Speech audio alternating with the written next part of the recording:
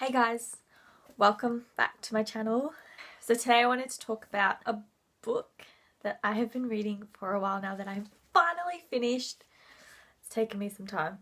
And that book I wanted to discuss today is Plus One by Elizabeth Fama. I absolutely adore this cover. I think it's so beautiful. This book is about cure. I'm terrible at French and pronunciations. What I expected this book to be about, it was not about at all. I was completely wrong. So pretty much the society is split up into day and night, and the day people are referred to as rays and the night people are referred to as smudges. The day people go to work, school, and live their lives during the day, and then at about sunset this curfew happens and they switch over, so they all have to go home and into their houses, and then they're allowed to be out at night. And the night people, the smudges, at night time, so from sunset onwards until sunrise, they live their lives at night. So they have to go to school and work, and they do everything at night. It's such a cool concept. I actually, before I started reading this book, because of the cover, I kind of stupidly thought that it was more of like a racial divide, and that white people were the rays and they were the ones out during the day, and then like black people were out during the night. And it's not like that at all. It doesn't matter what your race is. It's just there was like disease or something happened in this world. People had to do night and day shifts. It eventually worked out to be. And they kept running the society like that.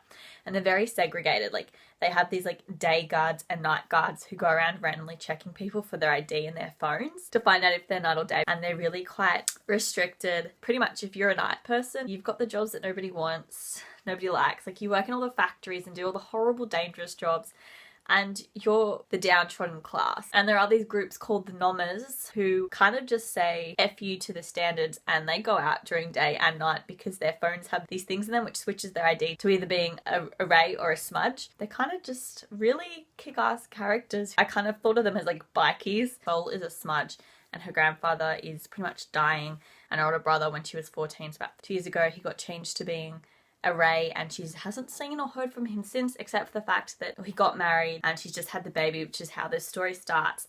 And she pretty much devises this plan to go and steal her brother's baby so that her grandfather can hold his great-grandchild for the first time because he's dying. And she goes, I'm going to risk my entire life and the fact I could probably end up in jail because of this, but I want my grandfather to be able to hold his great-grandchild. So it's pretty much about what happens, what she does to be able to get to the hospital to steal the baby, and how it all unfolds and what happens when they realise the baby's missing, and this intensely crazy scenario and situation unfolds. So it's really good because the first half of the book, they go from present day back to the past, so you can see what happened to Sol prior to her brother leaving and to what happens in the days after it happens. When she's going with the plan to steal her niece, she meets this day medical apprentice called Darcy. Obviously the love interest. My issue is this book takes place over a week. By the end of the book, they're throwing I love yous around to one another, and I don't enjoy the kind of like instant love angle, I guess, of young adult novels. To me, that's not realistic. You've known each other for a week. It wasn't genuine to me. Like, I love you in a week? Someone you kind of just met? I didn't like that aspect, that angle, like that kind of like instant love thing is just, I don't see it as being overly genuine. I do wish, however, that they explored this world and the concept of this world a lot better.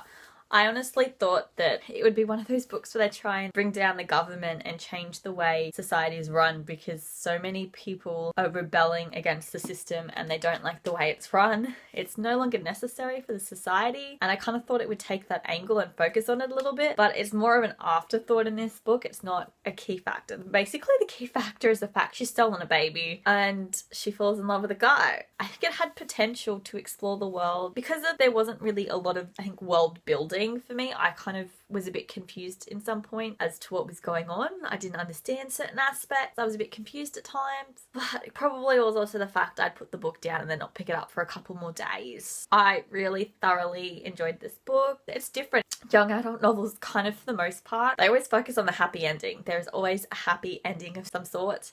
And this didn't entirely happen in this book, which was nice. It was nice to see a realistic ending. It was also kind of annoying At one point, just because of how it's played out and what is said, like between Darcy and Soul, I was just like, it's been a week, guys. So if you've read this book, let me know what you think of it down below. Thanks for watching this, and I will see you guys next time. And like and subscribe. Bye. Bye.